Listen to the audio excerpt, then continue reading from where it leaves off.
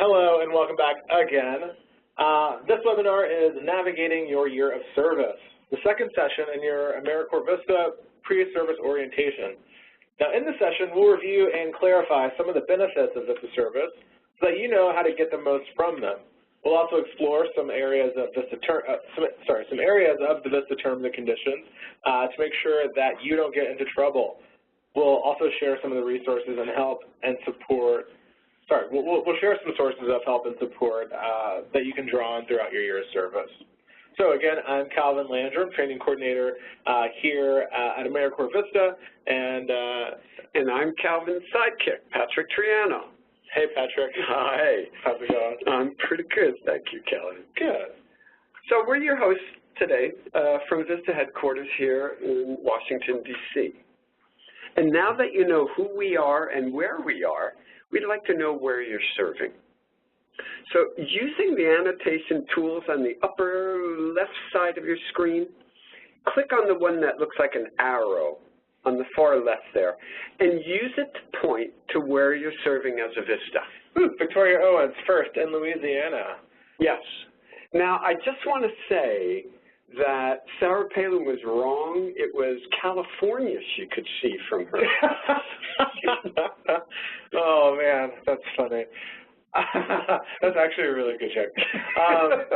Let's see, we got Megan Schultz, and I guess that's Idaho? Yeah, that's Idaho. That's Idaho. We have a really strong, like, Daniel Midwest contingent. Daniel, you poor thing. You're way out there all by yourself.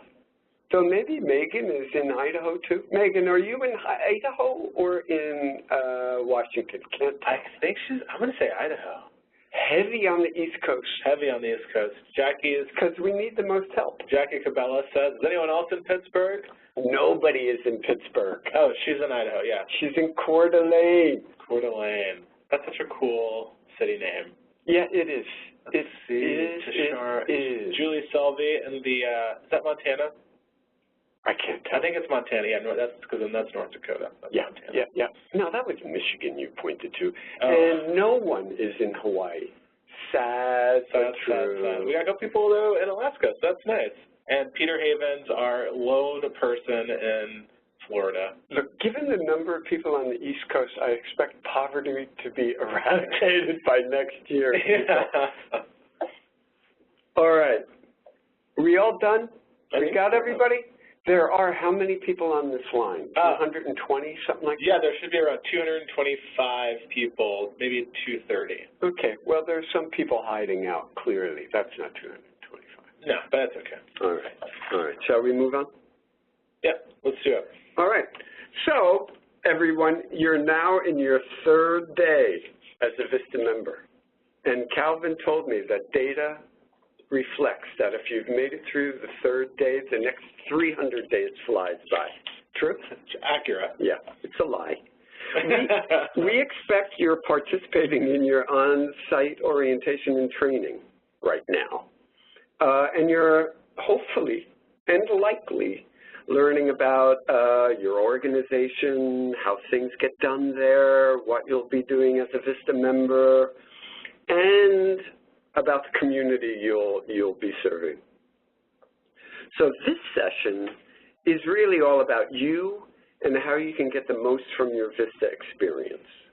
So by the end of this session, you should be able to identify the Vista benefits that support you during your service and know how to access them, describe the key terms and conditions of Vista service and follow them, and access the support you need to have a successful year of service. All right, so let's start by looking at the two main websites that you will be using as a Vista member. One is the Vista Campus, and the other one is MyAmeriCorps. So MyAmeriCorps.gov is where you applied for your position and where you did your direct deposit. Is this where you give them a hard time about their money, or is that? Not yet. That comes later on. Okay, where you did your direct deposit and where you can access your Vista assignment description. VistaCampus.gov, however, is where you completed your onboarding courses and tutorials. But the Vista Campus has a lot more than the tutorials that you took before coming to PSO. We've got opportunities for ongoing learning for the next 365 days and more. So you can sign up for courses, really some of them accredited, find other Vistas through, well, we'll show you later, and also learn more about your benefits. So let's dive deeper into all of this, into the Vista Campus. Yeah, let's do it. And before we move on, I want to mention that third website also that you'll be using, which is the Vista Classroom. And you'll be using that, for the next 3 weeks. Everyone should be logged in. Again, if you made it to this webinar, there's a very good chance that you've been able to log in. That's sort of our third component and online platform that you'll be using, especially in the first 3 weeks. Good point. So let's talk about the Vista Campus. So by now, you've already created your account on the Vista Campus. And to make it easier for you to find the resources you need, we're going to take a look at how the Vista Campus is organized. And we'll start with Life as a Vista. Now, you've already seen some of these resources here, so we're not going to belabor this point. And you completed the pre-service courses before you attended PSO. Now, those in-service resources will be useful to you while you're serving as a Vista. As you can see, we've broken down Life as a Vista into pretty self-explanatory sections. So pre-service, which is where you were at before Monday, in-service, which is where you are now, and then after Vista, which is where you're going to be, 365 days from Monday. Now, you'll probably want to refer back to the benefits of service. You'll also need to refer to the Vista Member Handbook, which is going to be your guide to Vista policy and a source of answers to many of your common questions.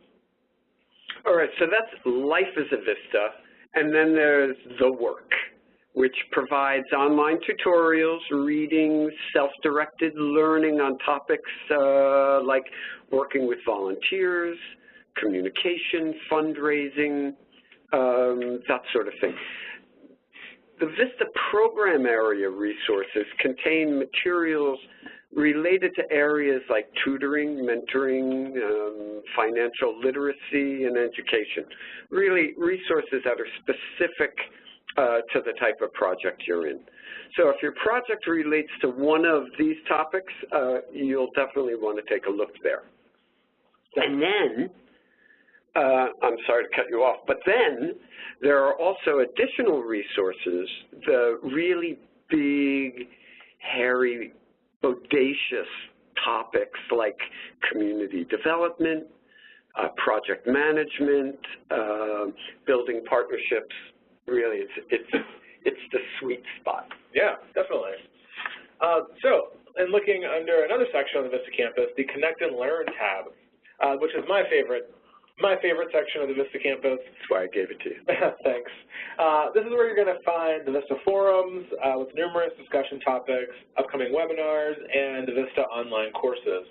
As we mentioned earlier, the Vista map, sort of like the one you just saw, is a great way to connect with other Vistas and alumni serving in your area or serving across the country. Yeah, it's where my antisocial brothers and sisters will not want to go. All right. And then let's see, what are we looking at? Webinars, right? Yeah. It's important to know that PSO is really just the start of the learning process as a member. You'll receive an invitation to a webinar called Plan Your Professional Development. That session helps you develop a concrete plan for developing your knowledge and skills that you'll need to succeed in a service year. That session is scheduled for October 4th. So just keep your eye out and be ready for the date. In addition to that, every month Vista offers webinars on a range of topics related to, again, life as a Vista, such as, I don't know, living on the living allowance or using the Eli Siegel AmeriCorps Education Award, as well as topics related to the work of the Vista, maybe building a digital ad campaign or strategizing your funding search. So we record each of those sessions and offer them as webinars on demand. That's in air quotes. So if you miss a session, you can go back and watch it anytime. Definitely. And we also offer 2 optional courses, one on volunteer mobilization and one on resource development, for you to take as VISTA members. These courses combine the training you received during PSO with live webinars, online discussion groups, readings, and assignments.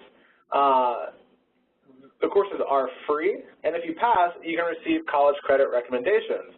Now, these 2 courses are not part of the PSO blend, but are available for you to apply for free, again, if you're interested, and if they'll help you with your VAD and your professional development goals. So resource development is focused on grant writing, and so if you're out there doing grant writing, you're like, I have no idea what I'm doing on my project, that's going to be an excellent course for you to take if you just want to deepen those skills and learn more information about that. If you're interested, you can click Apply Now under the online courses tab. Space is limited, so we recommend that you apply as soon as you think you're interested, and you're going to receive an email when the next round of course offerings is available, which is slated for fall of 2017 and winter of 2018, so be looking for that coming up. And I personally want to recommend these courses.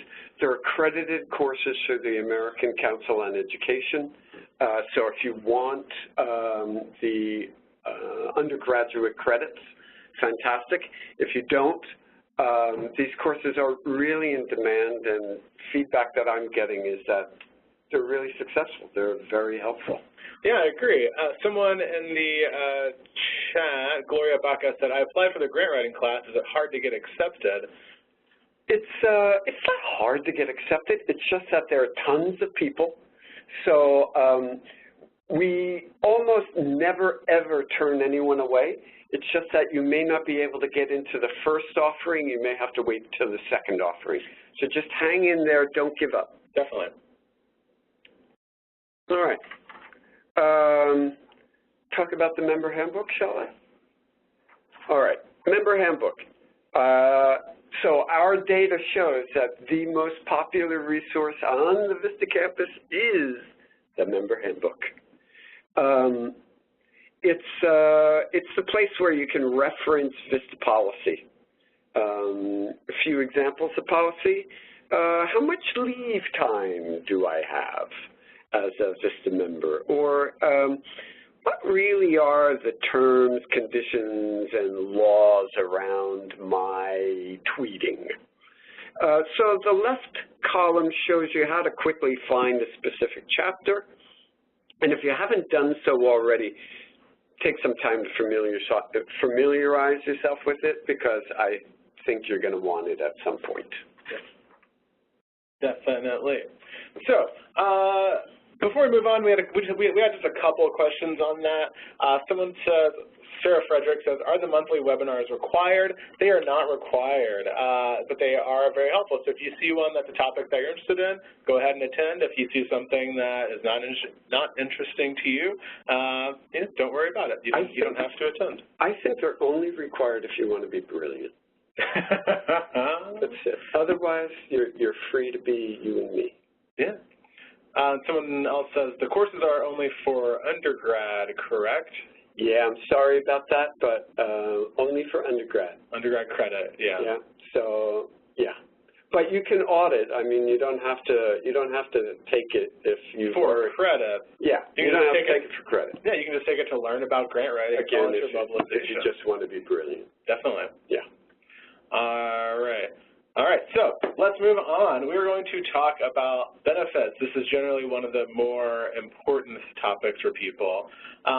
Again, if you have questions in the chat, please put them into the Q&A so that we can keep track of those. I know I've been trying to switch back and forth, but I don't want to miss anything. Yes, and you're such a chatty person. Of course they went to the chat room. I'm too chatty. So move on. I'm going to move on to benefits. So as a VISTA, there are a lot of benefits available to you during your service year. And as you've probably seen this page on the VISTA campus, but it contains an overview of all of your benefits. Now, some benefits, such as the living allowance, are available to all VISTAs. Other benefits may only be useful for some of you, such as child care assistance. Now, we're going to take a look at a few of these that tend to generate a ton of questions from VISTAs. Your PSO Blend workbook was sent to you last week, and the link to the workbook is going to be pasted in the chat again, just so you can kind of follow along with us. And we really recommend that you keep this handy because it provides way more detail than we're able to give on this webinar about your benefits and your terms and conditions of service. Great. And so if they need a quick reference, they should take notes in that lovely book. Yeah. All right. Living allowance. Yay, money. You might be interested to know when you're going to receive your first living allowance payment. So, can I ask people? Yeah, you can ask people. The answer is hidden, so we can ask them. The answer is hidden? Okay, great. So, folks, when will you be getting your first full payment? Let's see. Next Friday, he says. The 22nd, they say. A lot of people coming in with 22. Friday, 9/22. A lot of, I see a couple of 8s, but mostly 22s. Tashara says so far from so now. far from now, meaning a long time without money. Yeah, I think a long time from now. The 9th of September. Oh, so it's, you know the end date is showing now. Everyone knows. Okay. Too bad. Okay, there's the answer. Whoever gave that answer away, stop it. Okay, so you're starting in the middle of a pay period, so you'll receive the living allowance on the 22nd, and it will be for 20 days of service. All right, so you'll receive pay for a normal 14 days of service on October 6th, and then throughout the rest of the year. The living allowance schedule, if you're that kind of person, can be found on page 25 of your PSO Blend workbook, as well as on the Vista campus. And I think the link is up in the chat room. Yeah, it'll be posted. All right, great. And just remember, I think this is important, you're paid every 2 weeks, which is slightly more than twice a month.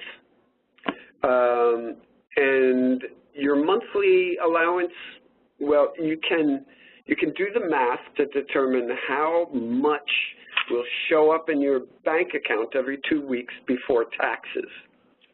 Why am I saying this? Because state taxes are not deducted from your living allowance. You need to determine what you owe to the state that you're a resident of, and I can't tell you what that is, so you got to check with your state tax office to figure that out. Many of you may not even owe it because you're not making that much money. So if you don't know what the amount of your living allowance is, ask your supervisor. And if your supervisor doesn't know, you could ask the state office, or you could call the hotline, the National Service Hotline. The other way, sort of a help yourself way, is to take a look at the living allowance rates by county that's on the Vista campus to determine your living allowance amount. Use the search engine, it'll get you there. You just need to know what county or what state you're in. What else can I tell you? You can access all your living allowance statements in myAmericorps.gov. Same, just go to the same place you registered in. Definitely. Oh, should I say something about grants? Probably. If you're working for a grantee, and you may not know if you are, so again, ask your supervisor. Your grant pays you, not us, all right? So if you go to your myAmericorps.gov account and it doesn't display your living allowance statements, it's because you're a grant, and those statements are held by your project. Yeah, no problem. And in those cases, if you have any payroll issues or anything, you're going to want to go to your project to ask about that. That's right. And some of you are saying, oh, my supervisor said I was getting paid on the 8th. You may be getting paid on the 8th because you're paid by a grant and not by VISTA. If you're paid by VISTA, you'll be paid on the 22nd. Oh, that's a really good point. I haven't considered that. But you're right. And then I thought they were wrong, and when in fact they were just being brilliant. Yeah, and I want to take a second to correct some misinformation in the chat. Chelsea, I'm sorry, but you are not correct. She says that the relocation allowance should come in our first check. So the relocation allowance comes about 4 to 6 weeks after we receive your signed voucher. After the VMSU receives your signed relocation voucher, that's when they receive that. But she could be thinking settling in allowance. Correct. So your settling in allowance is different from your mileage relocation. Oh, we're getting complicated here. We are. Well, you started it. Well, I just wanted to make sure Chelsea did. So, Chelsea, $550 will show up in your first, but not your mileage. Yeah. So no frowny faces. It's coming. Yeah, and if you have questions about what you're going to receive and when, give the VMSU a call, or you can email vmsu@cns.gov, and they'll give you that information. Yeah. All right, so let's keep talking about our living allowance. Me? Should I keep going, or are you going to take care of it? No. Great. Take care of it. All right, so from the benefits page on the VISTA campus, you can access the living allowance page. Click on the resources tab to access resources, find out more information about your living allowance, and learn how to live on the living allowance. Yeah, and you'll see that in the resources tab. That's also where you can go to find that living allowance calendar and the living allowance rates by county. Now, you're paid through direct deposit, which means that the money automatically appears in your bank account every 2 weeks. Please make sure that you've entered your bank account and routing numbers correctly in the My AmeriCorps portal. Otherwise, your living allowance will not arrive, and it will be weeks before you're paid. I can't stress this enough. Please, please, please, whatever you do, if you do nothing else today, take a look at your direct deposit information and make sure that it is correct. If your direct deposit information is incorrect when we go to pay you, we can't pay you again until the next pay period. So some people in the chat are saying, you know, I can't, the 22nd is so far away. If your direct deposit information is incorrect, it's going to be another 2 weeks before you get paid. So please, please, please make sure that you enter that correctly. You're such a bad cop. As a good cop, though, if you did it correctly, you'll be paid promptly on the 22nd. Correct. Now, the routing number and account number are on your checks, and they can also be found sometimes on your bank's website, or if you just give them a call, they can let you know what it is. And you probably know this already, but the account number on your debit card or credit card is not the checking account number or your routing number, so don't enter that. I know for some people this is their first bank account that they've ever had, so we're not shaming you, we're just letting you know that that is not the number. Don't you think the best thing to do is, if you're confused, just call the bank? Yeah. Especially if you don't have checks, which many of us don't. You can't check on the bottom of your check. Right. All right. Where am I? Public assistance? Yeah, we're on public assistance. So let's talk about public assistance protection. So this is also kind of related to your living allowance. Now, we typically get a lot of questions about public assistance and wanted to give you some really important information. If you apply and enroll in SNAP, or formerly known as food stamps, now or at any time during your service year, your living allowance and other VISTA payments will be counted as income in calculating your eligibility and benefit level. For most other public assistance benefits, if you're applying for new benefits, your living allowance should not be factored in when determining the level of benefits that you receive. Now, that's pretty cool. So let's be clear about that. That means then anything that you apply for, with the exception of SNAP, you should be how shall I say, calculated as if you're not receiving a living allowance. Yes. Yes. Just say yes. Yes. Okay. Now, if you are already receiving SNAP benefits, if you're already receiving food stamps, if you have it, you have a card, when you started Monday, there's money on it, TANF, LIHEAP, or other public assistance benefits, your living allowance or any other payments you receive from the VISTA program should not affect the level of assistance that you receive. See? Now, public benefits are managed by state and local entities, and CNCS is not involved whatsoever in how they are administered.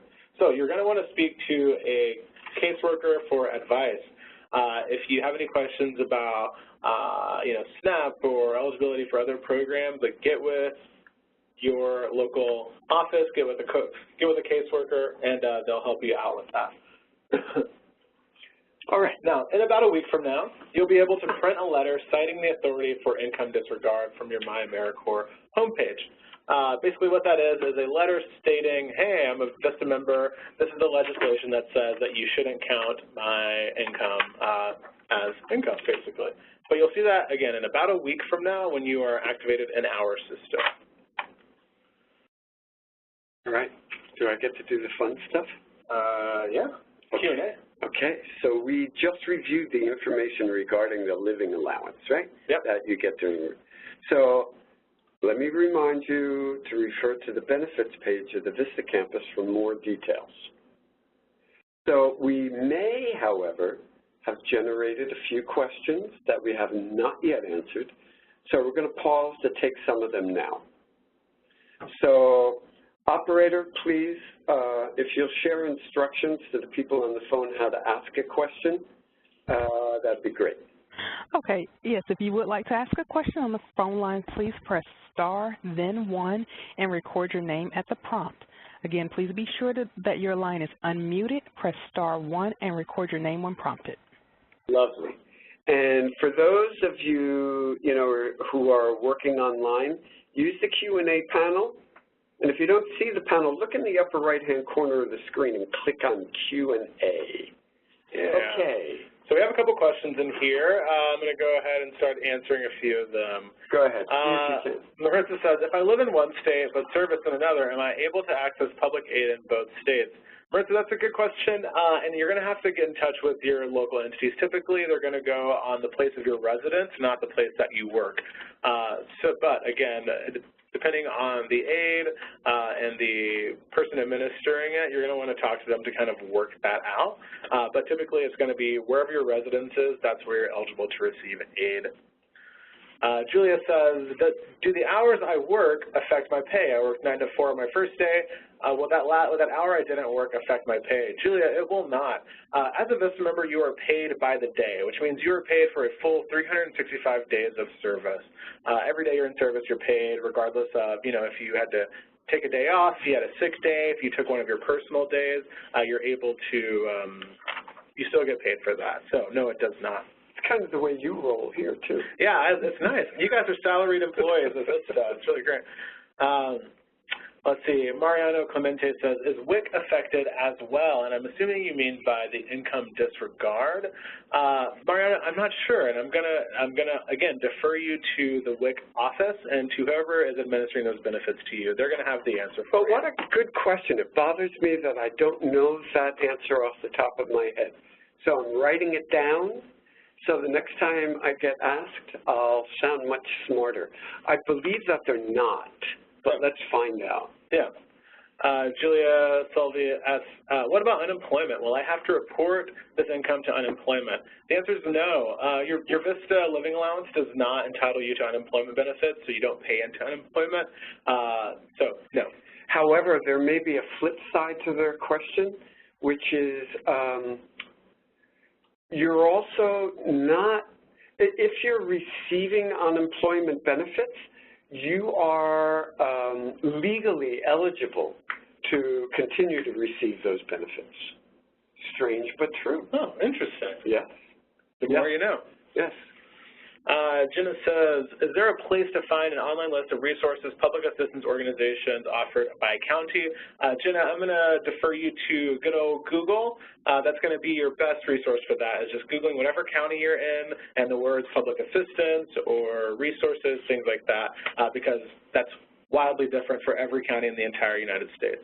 I will say, in our collective vision of the campus, we tried doing that. And it was crazy for just the reasons that you said, Calvin. Yeah. Let's see, operator, do we have anyone on the phone with a question? Yes, we have Olatunde Kosoko. Your line is open. Olatunde, hello.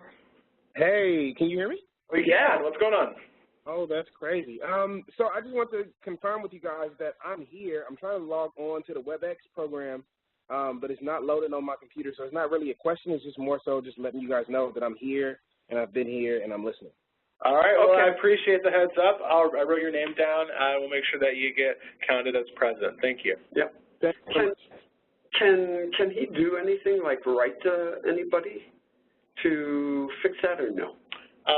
Anyone who would be able to support him is on this webinar. Okay. Yeah. Sorry, just hang in there with us then. Okay. Can you guys still hear me? Because I'm emailing somebody right now, and they're sending me the link, but, like, the WebEx program is just not loading the classroom. Okay. Okay, well, we got your name. Hang in there, and good luck. Thanks for letting us know.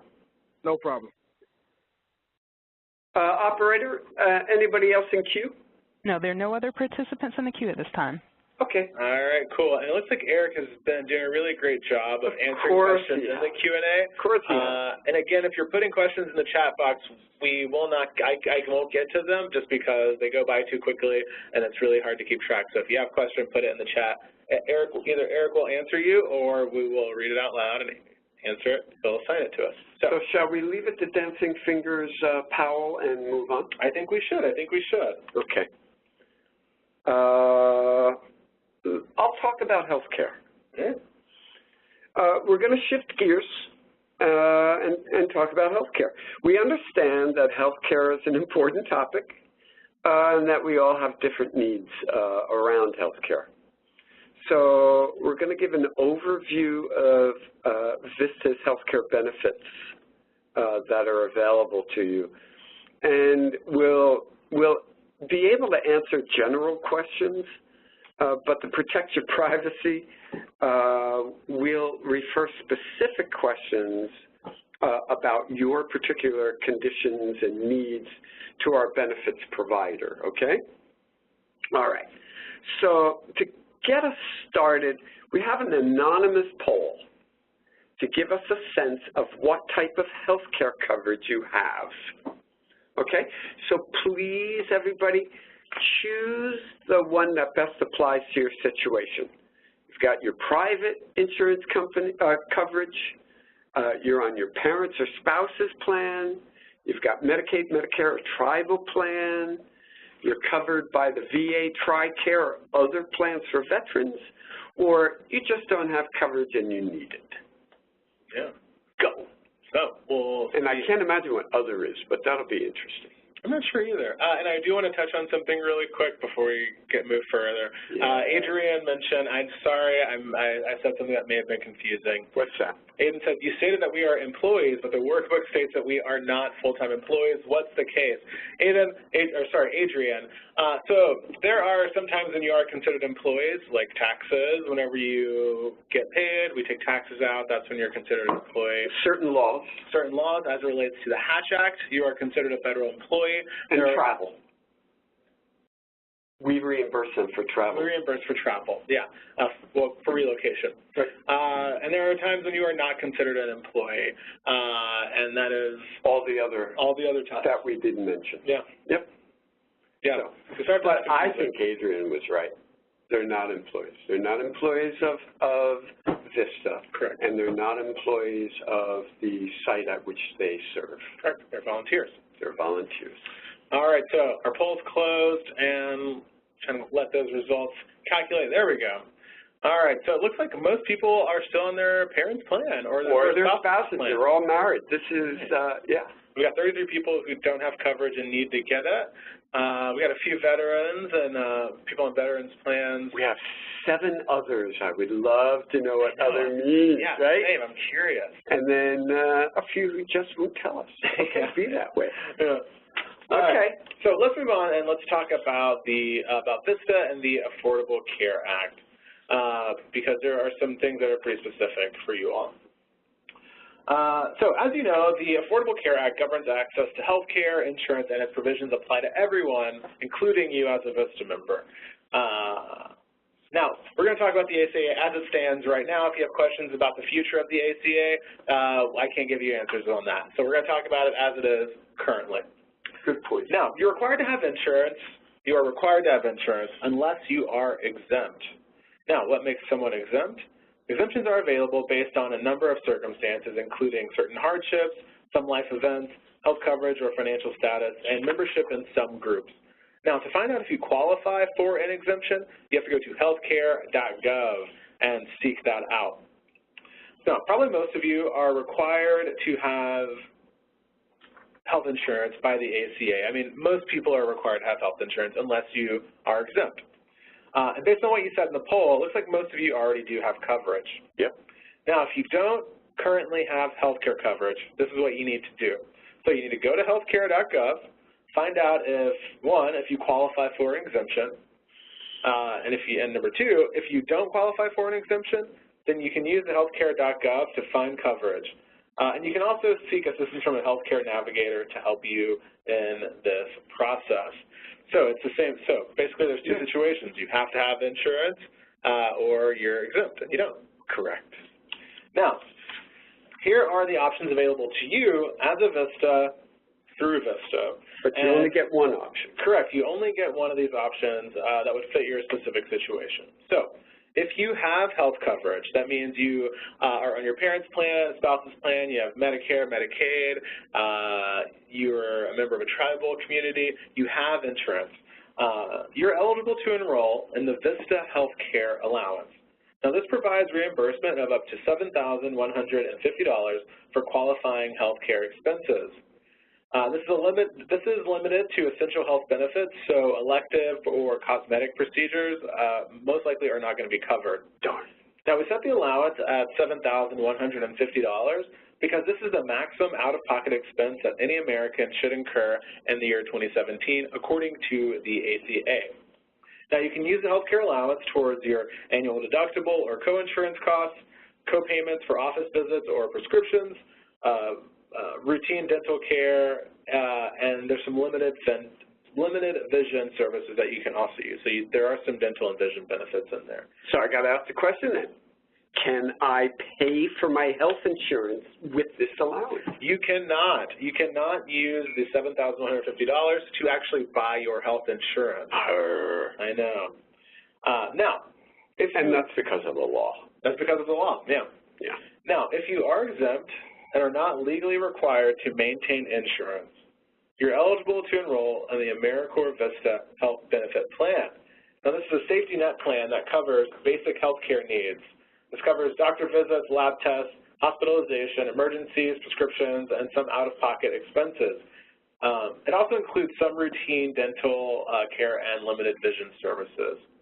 Now, both of these benefits are administered by International Medical Group, or IMG, as you'll see. I think we're referring to it in the chat, and you'll hear that other places. To receive the benefit, you have to enroll. Now, there's no automatic enrollment. This takes action on your part, and everyone must take action. As a VISTA member, you have to do it. Now, you must make your selection on AmeriCorpsVista.imglobal.com. You can see that website on the slide. It's listed at the bottom. Write it down. You can do that.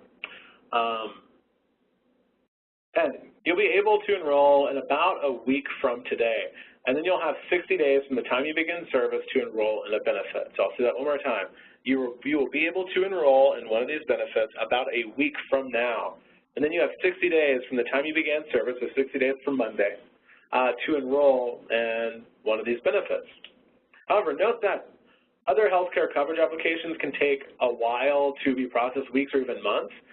So in order not to miss a 60-day deadline for VISTA health benefits, complete your application for your other healthcare coverage immediately, and no later than the first 30 days of your service is what we recommend. Now, keep in mind you cannot have both benefits. You will only qualify for one because you are either required to have insurance, you need to have insurance, or you are exempt. Okay, be that way. Can we do Q&A? Yeah, I know we gave you, we threw a lot at everyone, so we'll take some questions on this. Again, if you need to ask questions via phone, you can press *1, and the operator will help you out. So let's see what we have in the Q&A while we're waiting to see if anyone calls in. And operator, just let us know if anyone calls in. Certainly. Thank you. All right, so let's see, for the VISTA Health Care, a few of us went on and it told us our NSP IDs are incorrect. When can we enroll? Good question. All right, you'll be able to enroll about a week from now. Once we activate you, we send your information over to IMG. They'll get you in their system, and then that's when you'll be able to enroll. See, this person is a go-getter. Just got to slow down and give us a week to get the NSPIDs in. Yeah. To even get you on. Yeah, it's excellent. Julia says, so braces are not included. Julia, braces are not included in the dental benefit. Like if you wanted to get braces, it's not included cosmetic. In the dental benefit, yeah. Yeah. Unless your doctor says it's not cosmetic. I'm just saying. Yeah. You got any other juicy stuff? Let me scroll down. Here's a person currently enrolled in the Affordable Care Act. Covers the medical expenses. Do you also need to enroll in VISTA benefits? Yes, if you want that $7,150 at your disposal to cover medical expenses. It's not even if you want it. I mean, you have to enroll. As a VISTA member, you have to enroll in one of our benefits. You got to? You got to. What happens if they don't? You can be removed from service. Why you got to make me do that? Be that person? Just wanted to check. Let's see. If I am not legally exempt and don't have health insurance, should I attempt to get Medicaid or wait for IMG to email me and enroll in the VISTA coverage? So, Rachel, this is a really good question. So if you are not legally exempt, you have to have insurance. I mean, that's the law. I wish I could say that. I wish I could give you a pass to not have insurance, but you have to have insurance. Yeah. And you're working for, well, you're serving with a federal organization, so it's like a double whammy. It's the law, and it's really the law. So you got to do it. Yeah. Right? Yeah, you got to do it. Oh, man, there's a lot of... And if you have any questions, though, IMG will help you. Definitely. Or the navigators at, what is it, healthcare.gov? At healthcare.gov. Yeah. Whew, all right, so let's see. Are filling cavities covered by the out-of-pocket expenses of the $7,000?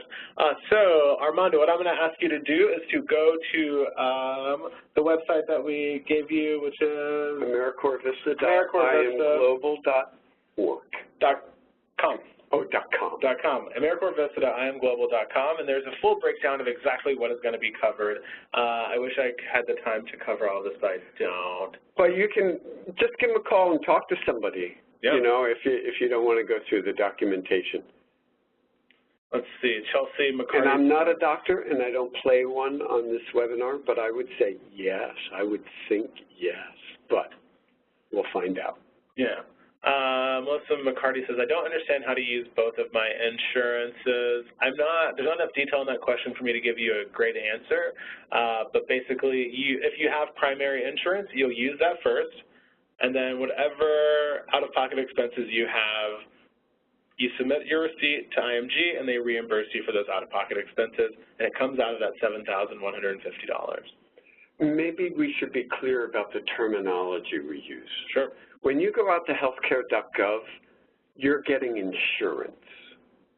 When you apply to a VISTA benefit, you're applying to one of two benefits, either the allowance, which gives you $7,150 for medical costs, or you're applying for health coverage, which technically is not insurance, but it covers just about everything insurance would, all right? But it doesn't meet the standards of insurance. So you shouldn't have two insurances. You should only have one and maybe using our benefit. Yeah, and I know this is a little tricky. It gets a little complicated, but you all have IMG as a resource, and you also have the VMSU as a resource who can give you more information and talk through maybe a specific situation with you. Please reach out to both of those people if we weren't able to get to your question. Operator, do we have anyone on the phone? There are no participants in the queue. All right, and then I do want to answer this one last question because I think it's interesting. Julia Selvey says, if I'm just a volunteer, can I reduce my hours or days to get a second job? So do you think Julia means I'm just a VISTA volunteer? I think so. Okay.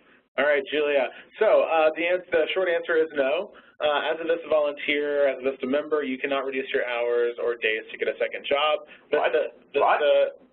She can have a second job. Yeah, she can have a second job. Secondary to your VISTA service. Correct. Your VISTA service is a full-time, 40-hour, typically 5 days a week, 365-day position. So, no. Yeah. And like you said, we don't look at it as just a volunteer. Right. Yeah. You have been elevated to be a VISTA volunteer. Right. But you can have a second job. You can't have a second job. Okay. All right, so we got a lot to get through. I know. Well, it's you. I know. Let's move on. Okay. So your end of service benefit, I'm just going to jump ahead 362 days. After you successfully complete your service, you're eligible for one of two benefits, the education award or the cash stipend. Didn't we talk about this Monday? Felt we did. Okay. The education award. You receive one award in addition to your bi-weekly living allowance. All right, we get that. The Ed Award is good for 7 years after completing your service. It's taxable in the calendar year that you use it. You can use all of your Ed Award at once if you want to, or you can use it incrementally. If you select the Education Award, in about a week, you'll have a new link in your myAmericorps.gov account called My Education Award, where you'll see the details of your Education Award payment requests. Yeah. The Education Award can be used to pay off federal loans or to pay education at any Title IV institution. And institutions that match the Ed Award, which is to say, should you decide to go to undergraduate or graduate, whatever, continue your formal education, there are a number of colleges and universities that will double the amount of the Education Award, and some go even further than doubling it. So in that case, check nationalservice.gov. It's really long. I don't know if I should be telling you this, but /program, /AmeriCorps, /Siegel AmeriCorps Education Award, /matching institutions. Use that search engine. That's crazy we're asking people to remember that. I can't remember that. Now, on the other hand, the cash stipend. The cash stipend is paid out through your direct deposit at the very end of your service year. And the cash stipend, like the Ed Award, is taxable in the calendar year it's received, not used, but received. This is what we talked about, though, if I remember correctly. We said if you selected the Ed Award now, you can change it if you need to 10 months from now in June. But if you've selected the cash stipend, once chosen, forever frozen. That was a great quote. Yep, thank you for that. All right, why don't you talk about loan forbearance? Definitely. So there are ways that you can postpone repayment of your federally backed student loans during your service year. Now, if you choose the Education Award, you can request forbearance, which means that you don't make monthly payments during your service year, and if you complete your term, the National Service Trust will pay the accrued interest for the year. Now, be aware that the interest payment is considered taxable income. Forbearance is processed through your member homepage and myAmericorps.gov. Remember, forbearance is not guaranteed, and you must initiate the process by submitting a loan forbearance request in your myAmericorps.gov account. It's really great, and you'll see that request available to you, again, in about a week from now. A lot of changes are going to happen in your account, and that's one of them. Now, if you've selected the end-of-service stipend, you may request loan deferment by applying directly to your lender, giving the reason of economic hardship. Now, for federally subsidized loans, accrued interest may be paid by the Department of Education if the loan is deferred, but you're going to want to check with your lender for specifics. And again, loan deferment is not guaranteed because your lender may not offer it. Perkins loans may also be partially forgiven if the VISTA elects to receive, if you elect to receive the cash stipend, but you can go to edaward.org to learn more about that one. The Perkins loan is a little tricky and convoluted, so I don't want to get into it here. Okay. Well, let me mention two more programs to consider, you know, when you're managing your student loans. First is income-based repayment, which adjusts your monthly payments based on your income. So as a VISTA, your payments will be pretty low and can be as low as zero. It won't reduce the amount you have to pay back, but it shrinks your monthly payments to a manageable amount for the year. The other strategy works really well in concert with the income-based repayment. It's called Public Service Loan Forgiveness Program, which is still up and operating.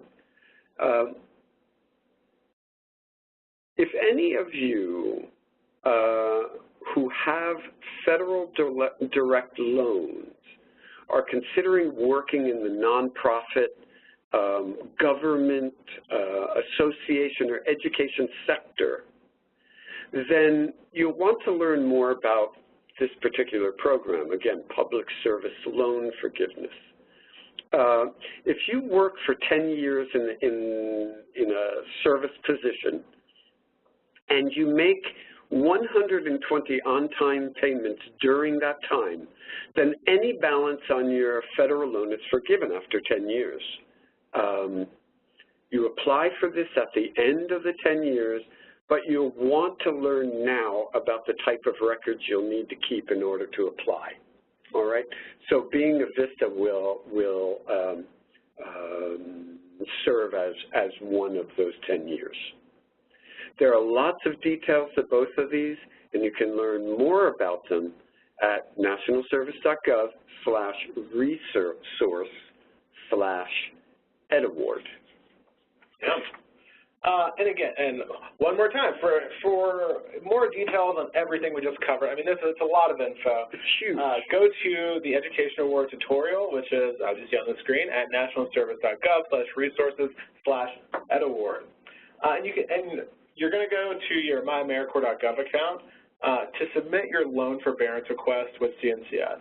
Remember that it's your responsibility to submit the forbearance request and to check on its status. So once you submit that request, don't just assume that your loans are in forbearance. Follow up with it. Go back in and check the status. You'll see whether it was accepted or denied. If it was denied, you're going to probably want to follow up with your lender and say, hey, I submitted this, what's going on? If you're anything like me, you submitted 5, they got rejected, and then you found out you didn't have a loan with the company. Yep. So just make sure that you're following up with that. And at the end of your service year, you have to submit a request for the interest payment. It doesn't come automatically, and it's only for those loans that are in forbearance do you get the interest paid off. If you don't put your loans into forbearance, we don't pay the interest. So, but you can find more info about that on nationalservice.gov/resources/edaward. Okay. So dare we see if there are any questions? We dare. Okay. So again, we're going to just take a few questions on the EdAward if you have any in student loans. An operator, once again, they can press *1. Yes, *1 to ask a question. Thank you. Awesome. Welcome. All right, so let's see what we got here. Remember, go to Q&A, not your chat. All right, so we've got Kristen Strivey. It says, what are the benefits of applying for loan forbearance versus income-based repayment? And Kristen, it really just depends on what your goals are. If you put your loans in forbearance, you don't have a payment, we pay off the interest that is accrued, essentially putting your loans back where they started whenever you entered service. Now, if you go to income-based repayment and your payment's $0, we don't pay the interest off, so interest is still accruing, but you do get credit towards public service loan forgiveness for each one of those $0 payments. So it's kind of like if you are interested in public service loan forgiveness, maybe it's more beneficial to be on income-based repayment. But if you're not interested in that and are just interested in like managing your loans while in service, maybe loan forbearance is the best way to go for you. Again, it's an incredibly personal decision based on a variety of factors. Calvin, let me clarify something, because I always get confused in this. But loan forbearance is based on the decision of the loan maker. Is that true? Or is loan forbearance actually a law that all banks must give you forbearance? So for federally backed for the federally backed loans, the AmeriCorps forbearance is yours.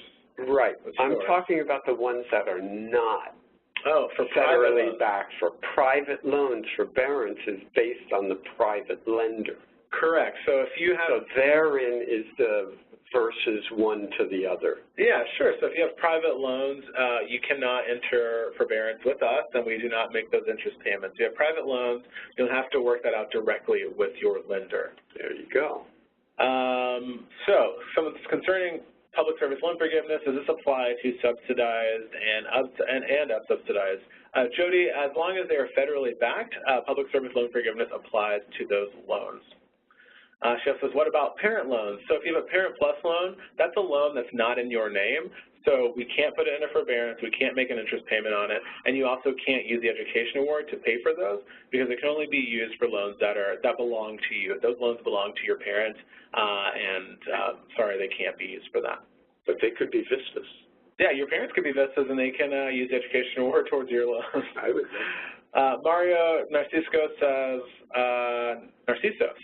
am I able to use my education award for grad schools? The answer is yes, as long as it is a Title IV institution. And essentially what a Title IV institution is any school that can receive federal funds. So if you can go on the FAFSA website and you can apply for a Pell Grant, you can use your education award there. Ryan Matthews, does the Ed Award only apply to the schools in the matching institutions list? Are there schools that may be enlisted? So again, that goes along with what I just said. That's a great question, though. The Education Award applies to any Title IV institution, any school that can receive federal funds. In other words, yes. Let's see. Elizabeth says, there's been a lot of talk regarding our accounts being activated in a week. Will you be informing us when our account is updated so we can complete the forbearance, insurance forms, et cetera? Elizabeth, that's an excellent question. We don't send you any sort of notification that you've been formally activated. And I want to just kind of define what the word activated means. So for everyone, activated means we've received your oath form, all your forms are complete, we've gotten the word that you are in service. Once we have all that stuff, we press a button that says, yes, this person is serving, we can start paying them, they are going to be a VISTA member. Once we do that, that's when all those changes happen. And again, 500 people started service with you on Monday, so we're working our way through getting every single person activated. So give us about a week, and about this time next week, you should be activated. If you just log into your My AmeriCorps account, you're going to see some changes on the left-hand side. You'll have some different links, and you'll know when you're activated. Just go in, check it, this time next week, and see. If not, definitely by the end of the week. You know, Calvin, I would use that as a segue to take a look at the My AmeriCorps screen.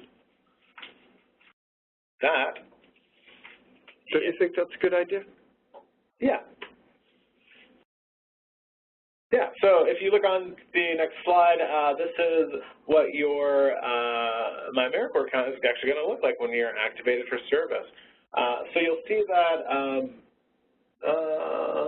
let's see, so if you relocated to serve, you're going to want to make sure that you again, update your contact information. That is what we pull your information every time we have to send you something. So making sure that that's updated is really important for us getting messages to you. So if you look under your living allowance, your biweekly living allowance statements, they won't be mailed to you, but you can find them here. And you can print them for whatever purposes you might need. Under your tax statements, that's where you can access your tax statements. That's pretty self-explanatory. So that's going to be your W-2 and a 1099 miscellaneous form if you receive one. And then your service letter, that's where you're going to go to find letters that certify that you are a VISTA.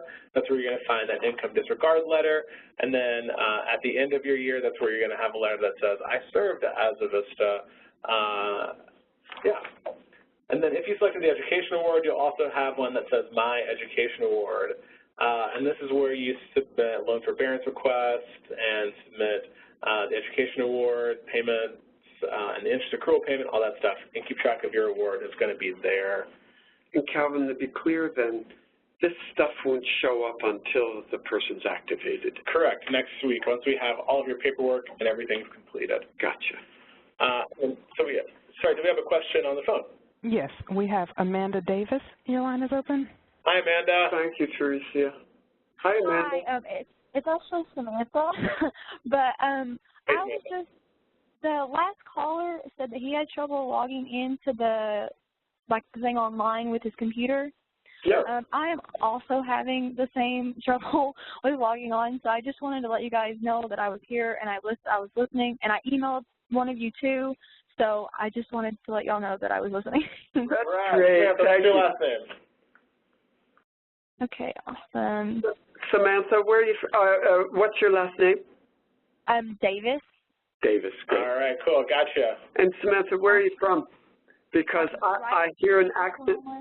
Oklahoma. Yeah, extreme southeast corner of Oklahoma. That's what I thought. Okay. Thank you very much, Samantha.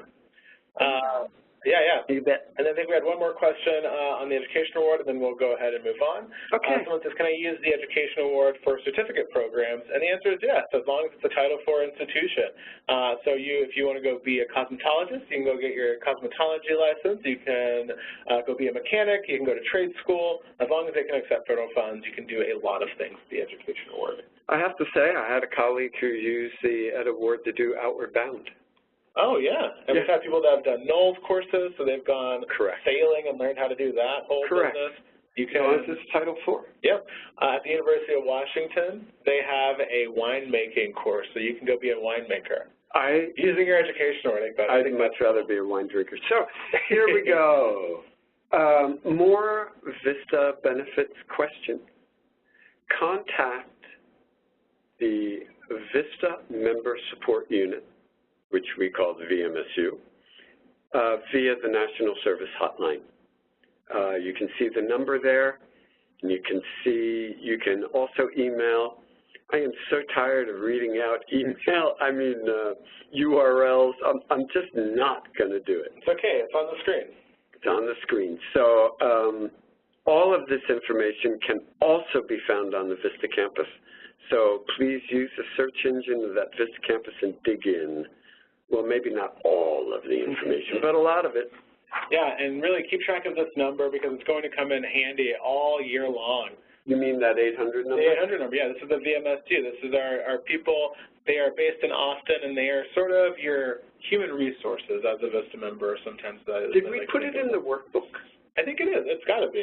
Okay. It's everywhere. If you don't like talking on the phone, you can also email them, vmsu@cns.gov. It's the same place where you sent your oath.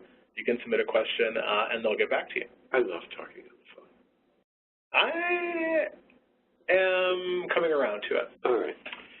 All right. Let's do terms and conditions. Yay! Yeah, this is a fun part. This is my favorite part. Me too. Elizabeth said it's on page 10 of your workbook, so there you go.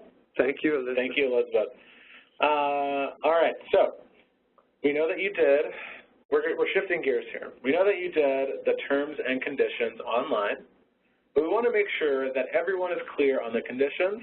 So we're going to do a quick little game to review the main conditions of VISTA service, where VISTAs tend to have questions. You know, as trainers, we never call them games.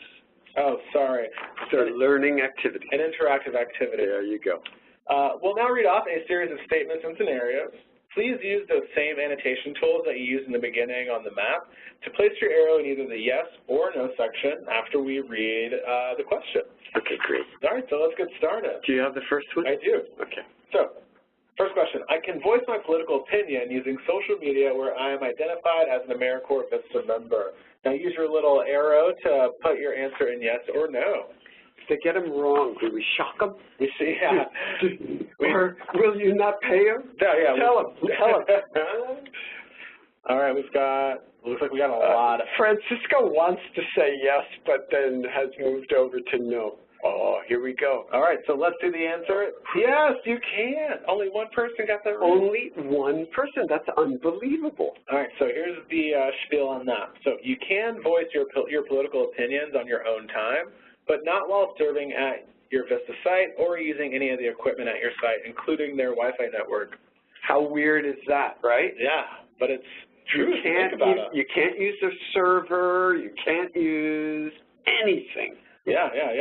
So you can also, you must keep your political action limited to your off-duty hours, and you cannot represent yourself as a spokesperson for AmeriCorps, for VISTA, for CNCS, or your sponsor. So don't include the VISTA logo on your social media profile if you're going to be engaging in like political activity. Basically, keep them separated. Don't say, as a VISTA member, I believe this, about politics, because you can't speak for us. And luckily, they probably don't even know what CNCS is, and they could talk for you, though, right? Don't speak for me. Calvin Landry, talk all you want for him. Okay, let me do the next one. I can demonstrate at a political rally, yes or no. Go. On the last one, people said it was a trick question. It was not. All right, so what do we got? That's what the law says. You go, William. You stand for what you believe in. Brianna, you stand for what you believe. It's not you saying maybe. What was that? All right, so the answer is yes. Yes, as long as you're not identified as a VISTA or perceived to be a VISTA. And look, this is really weird. This perceived to be a VISTA, it's important. You may be in a small town, so everybody says, it is a VISTA. But what's important and what the law will stand behind is that you're not wearing a VISTA polo shirt, you don't have any VISTA gear on, and you've covered your VISTA tattoo. So when in doubt about a specific activity, ask your state office first. Yeah. And the general rule is keep them separated, you know. Don't bring your VISTA life into your political or activist. But at the same time, you're a citizen of the United States and you have rights. Ronald says, darn, got to cover that VISTA tattoo. Sorry. I hope it's really big, though. Andrew says, I'll reconsider the VISTA forehead tattoo. That's funny. Yeah, it's a problem, the forehead thing. All right, next question. Yeah. I can ask people to donate money to a partisan political candidate as long as it's on my own time and I'm not identified as a VISTA. Let's see what the people say. So great. Ooh, you're not identified as a VISTA, and it's on your own time. Good mix of yeses. It's on your own time. Looks like I'm seeing a lot of yeses. I love this. No, great. This is like a 1/3, 2/3. And the answer is? No. You cannot raise money on behalf of a partisan political candidate at any time during your VISTA year. Never. Doesn't matter if it's off-duty or at home or while not identified as a VISTA. The Hatch Act prohibits all fundraising for partisan political candidates. You can, however, raise funds in support of an issue on your own time and while not identified as a VISTA. There's another trick question. Another trick cue. So this is, again, this is one of those times when you are considered an employee because you're bound by the Hatch Act. Yeah. Okay. Can I join my colleagues in prayer at my service site? Let's see what they say. Beep, beep, beep, beep, beep, beep. They're all thinking now, this is a trick question. I know, it's not half and half. Look, so look at Danny. Danny's literally off the chart. So is Brenda. What's going up there? Cynthia. What's going on? Ronald. Come on down. What are you doing? All right, so what's the answer? Wait, this is 50-50. And the answer is, yeah, you can. You can't proselytize, right, or to ask people to pray with you. You can't try to convert them to your religion, and you can't ask them to pray for you, pray with you. And also, you probably know this, your VAD can't ask you to pray, but you're free to practice your religion. You're perfectly free. And in fact, the law supports your practice. Definitely. All right, so we got one more question. Good. Question, I can have outside employment and or earn additional income while serving as a VISTA member. What do you think? I think this is easy. I think we. So easy. Anybody who gets this wrong has not been listening. I think we gave this one away. Yeah, there are one or two people I need to talk to. Benjamin keeps popping over to no. Okay. Yes, you can. You are allowed to have outside employment, but there are a few key policy items to keep in mind. One, it cannot conflict with your VISTA service. Outside employment must not conflict with your project or your service hours or with any applicable law or VISTA program requirements. So basically, it's got to be legal, and it can't conflict with your VISTA service. The second condition is that you're not employed by your sponsor, so under no circumstances may you, as a VISTA, Eric, my religion, yes. As a VISTA member, be an employee or a contractor of your sponsor. So if you're employed at a school, if you're a VISTA at a school, you can't also be a tutor at that school. You can't work for the same people that you're VISTA for. That would be really bad. Yeah. And then your supervisor has to approve. They have to agree that the outside work will not interfere with your VISTA project. If it does interfere, the VISTA, you may be asked to either end employment or end your VISTA service, so we may have to have you kind of pick one or the other. More information about the outside employment policy can be found on the VISTA campus. You can just search for outside employment and you'll find it. Okay. So, need a refresher? That's right. If you have any questions about limitations on political activities as a VISTA member and other regulations in law regarding your service, such as the Hatch Act, just visit the Terms and Conditions course and definitely take a look at Chapter 14 of the VISTA Member Handbook. I swear the handbook will be very useful. And before we move on, we had some questions kind of pertaining to those, so let's kind of run through these real quick. Questions on our question? Yeah. So Adrian says, what's the difference between this and social media? Adrian, I'm sorry, I don't understand that question. I think I know what it is because it came in at a certain time.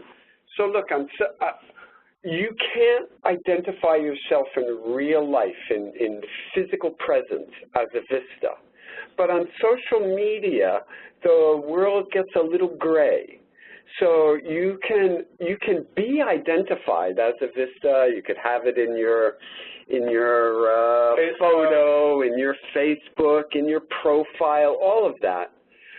You just can't say, speaking on behalf of AmeriCorps VISTA, let me tell you that I think we all need more money. No, you can't say that. But you can speak on your own time with your own equipment.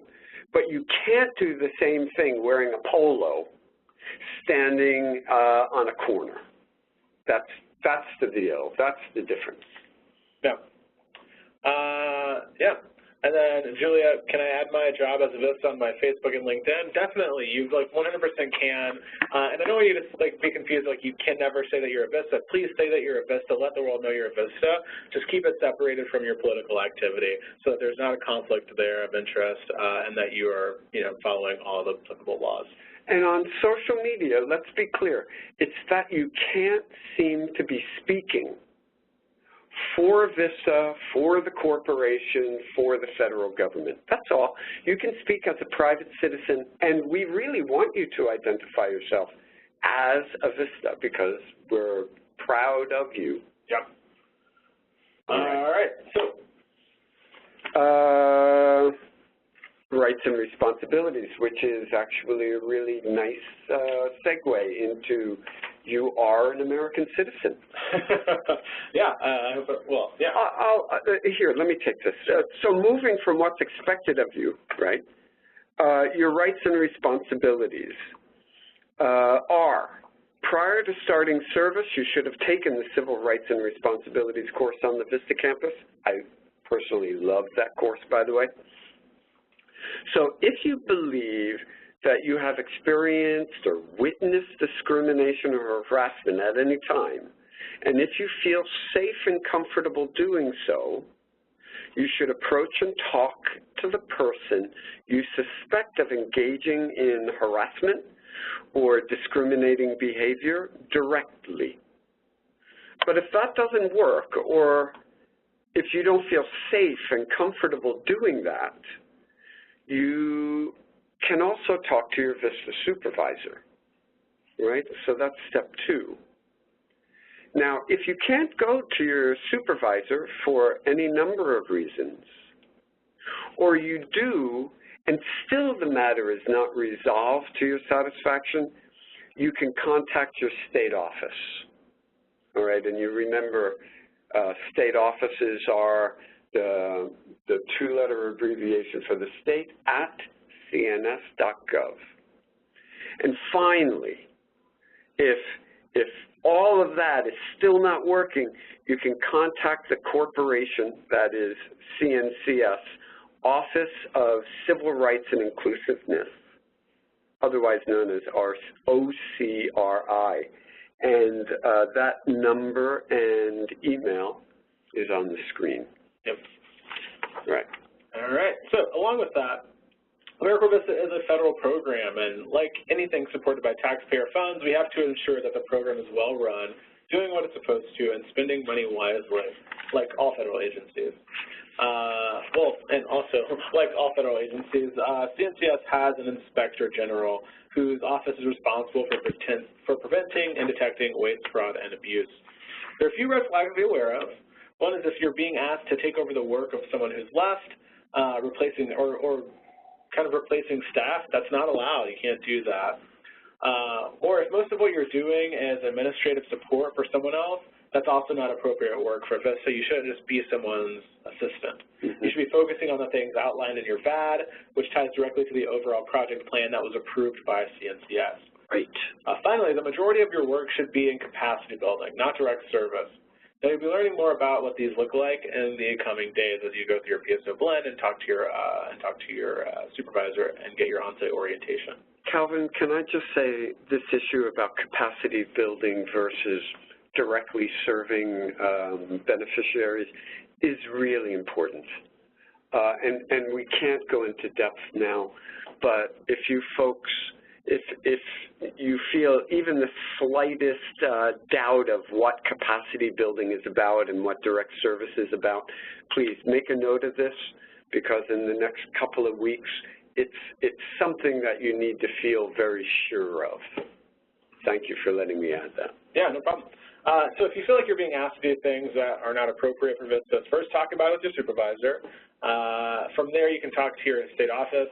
And if the issue isn't resolved, I'd say 99.9% of the time it's going to be resolved at your state office level.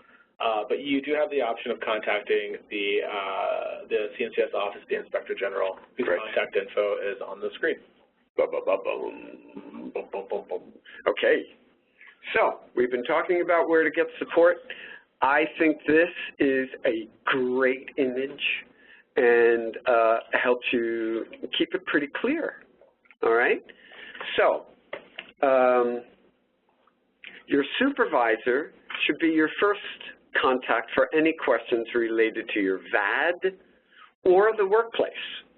If your project has a VISTA leader, and not all projects do, the leader can also be a great resource. The corporation has representatives in every state and territory working in the CNCS state office. They can handle issues related to the VISTA sponsor, that is the place that you're serving, your supervisor, if there are any questions or issues, or emergencies that may be affecting your service. Your online classroom facilitator, someone asked about meetups way early. Yeah, the meetups are mandatory, and your classroom facilitator will be in these meetups. So that facilitator is available to support you in completing your PSO, these PSO blend assignments. And then, as we mentioned earlier, the VISTA Member Support Unit helps with questions about benefits, trouble you may be having with myamericorps.gov, or when in doubt, just reach out to them through the National Service Hotline. Yep. I think that's right, right? This information, all this information is on the campus. Definitely. So just search support, yeah. and you'll find it. There's lots of people to help you. Great. All right, so one of the greatest things about being a VISTA member, I think, is being part of the wonderful family of VISTAs and being a VISTA community member. So as a VISTA, we want you to show your VISTA pride. You never know where you may make a connection with someone else who knows about the program. So you can put the AmeriCorps logo on your business card and your email signature, on your organization's website, social media sites, and brochures. So the more visible you are, the more support you get for your project and for VISTA as a whole, which means more VISTAs and communities doing the work we need to get done. If you need to find a logo, you can literally just Google VISTA logo and it'll pop up. I do it like all the time because I never have one saved. The web links in the chat lead to places you can also find VISTA publications and gear to use in your office and to represent VISTA in the field. Oh, and don't forget to take your pictures and share them with us through your Twitter and Facebook accounts. We may share your story or retweet your photo. If you have stories of your service and as you're going along, if you have any successes, please share them with us because we like to highlight those. We like to show everyone what our VISTAs do. Now, once you complete the PSO blend, so that's when you are done with the blend, that is 3 weeks from Monday, you're going to receive an email with instructions on how to order your free, yes, I said free, VISTA Polo. Prices are insane! You get a VISTA Polo, lapel pin, and a reusable tote bag. So you get all three of those things for free, but once you're done with service. You really give us and take us away, don't you? All right. So reminders and next steps. There are a few reminders about what you need to do as part of your entry into the program, right? So review your VISTA benefits, and especially the healthcare benefit. I think that's the biggest challenge. Make sure you have healthcare coverage or get documentation of your exemption from the requirement. And you can do both of those at healthcare.gov. And enroll in a VISTA health benefit option. Remember, you'll be getting an email from IMG with a link to enroll, so we'll remind you of that. Of course, get fingerprinted and submit the criminal history questionnaire if you need to. That is the questionnaire. You got to do the fingerprints. You should have the fingerprinting materials, and if you don't, please ask your supervisor. And, of course, let's not forget the oath. Yeah, make sure that you turn in that oath. We can't pay you without it. You're back to the paying without that oath. You know, I have to be the person to do this. You are. Turn in the oath. It's not me. You know it's not going to be me. All right, so let's talk about what's coming next in your PSO. Yay. All right, so Sunday, your first set of assignments is due. Again, you can work on that during your work day, so you don't even have to do it outside of your normal VISTA time. Get it done, have it in by Sunday. That's the beautiful thing. Yeah, this whole thing. Yeah. Next Wednesday, you're going to have your first virtual meetup. You can find that in your virtual classroom. So once you log into the classroom, you'll see the little virtual meetup. Remember, it's at 3 p.m. Eastern Time. You may have to adjust that time based on where you are at. The following Sunday, on September 10th, your next assignments are due, the 13 lessons about poverty and the community profile. Then you have another virtual meetup the next Wednesday on September 13th. And then September 15th, your final assignment is due, and then you're done. It's really not that much. No, and I know that I'm not supposed to say what my favorite pieces are, but I'm going to say, look, how poverty is measured, you got to watch this. I worked on this video, cartoon video. I think it's brilliant. And not only because I worked on it. Lessons about lessons about poverty is really good, but the community profile, I think, is brilliant. So you'll really love that. And the minute intro, I've seen some much better ones than I can do. So, back. Yeah. All right. So before we move on, we have a couple of questions to wrap up. We have not a lot of time.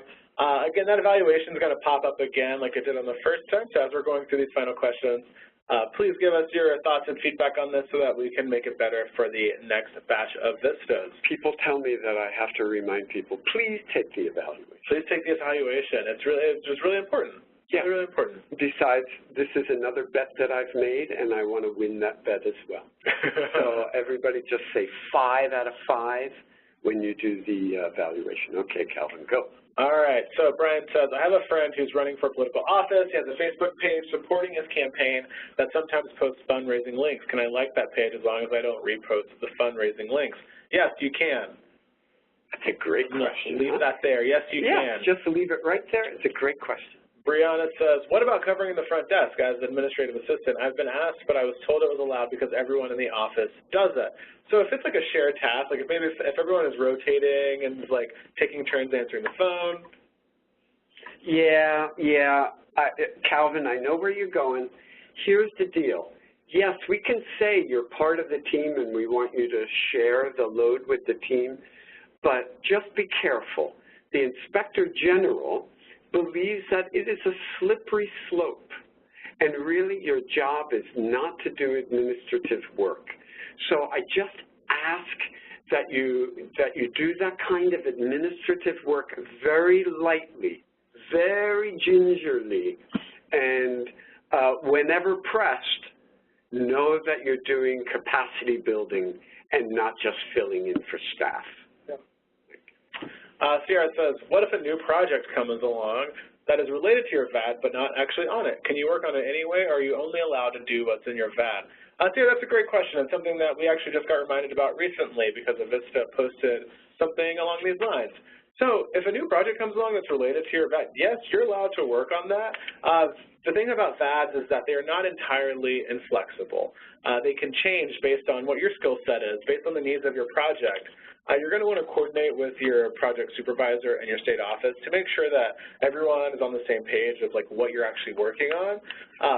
But you are able to work on projects that aren't explicitly in your VAD.